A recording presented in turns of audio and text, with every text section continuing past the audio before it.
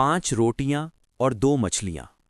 इस संसार में भूख केवल पेट की नहीं होती, कभी कभी आत्मा भी भूखी होती है, सत्य की, आशा की और प्रेम की। जब मनुष्य खाली होता है तब वह भोजन से पहले एक वचन की तलाश करता है। और ठीक ऐसे ही समय में इतिहास के पन्नों पर एक चमत्कार घटित हुआ, जिसे आज हम जानते हैं, 5 रोटियां और 2 मछलियां। हजारों लोग दूर दूर से आए थे। कुछ बीमार थे, कुछ टूटे हुए थे और कुछ केवल सुनना चाहते थे यीशु मसीह को। दिन भर वे पहाड़ी मैदान में बैठे रहे। सूरज धीरे धीरे ढलने लगा, शरीर थक चुके थे और पेट खाली थे। यीशु के चेले चिंतित हो उठे। उन्होंने कहा, प्रभु, यहाँ बहुत भीड़ है, भोजन नहीं है, इन्हें गांव में भेज दीजिए। ये मानवीय सोच थी। जहां साधन कम दिखते हैं वहां समाधान असंभव लगता है। उसी भीड़ में एक छोटा सा बच्चा था। उसके पास कोई धन नहीं, कोई शक्ति नहीं, बस 5 जौ की रोटियां और 2 छोटी मछलियां। वो जानता भी नहीं था कि उसका छोटा सा भोजन इतिहास बदलने वाला है। यीशु मसीह ने वह भोजन अपने हाथों में लिया। उन्होंने शिकायत नहीं की, उन्होंने गिनती नहीं की, उन्होंने धन्यवाद किया।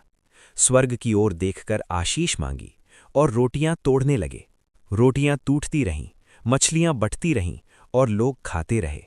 हजारों लोगों ने पेट भरकर भोजन किया, कोई भूखा नहीं रहा। और जब सब खा चुके, 12 टोकरी भोजन फिर भी बचा हुआ था। भीड़ शांत थी, आंखें खुली थीं, दिल कांप रहे थे।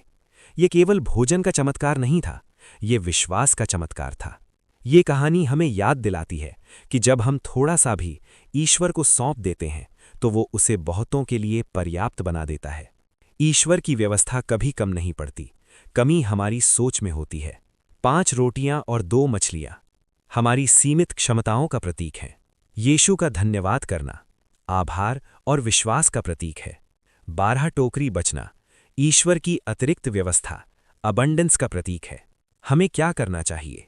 थोड़ा होने पर भी धन्यवाद देना, अपनी छोटी क्षमताएं प्रभु को सौंपना, दूसरों की जरूरत देखकर पीछे न हटना, विश्वास रखना कि ईश्वर रास्ता बनाएगा। हमें क्या नहीं करना चाहिए?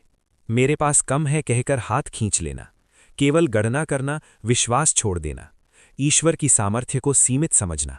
ईश्वर हमसे परिपूर्णता नहीं, समर्पण चाहता है। छोटा योगदान भी बड़ा चमत्कार बन सकता है। सेवा और बांटना, यही सच्चा विश्वास है।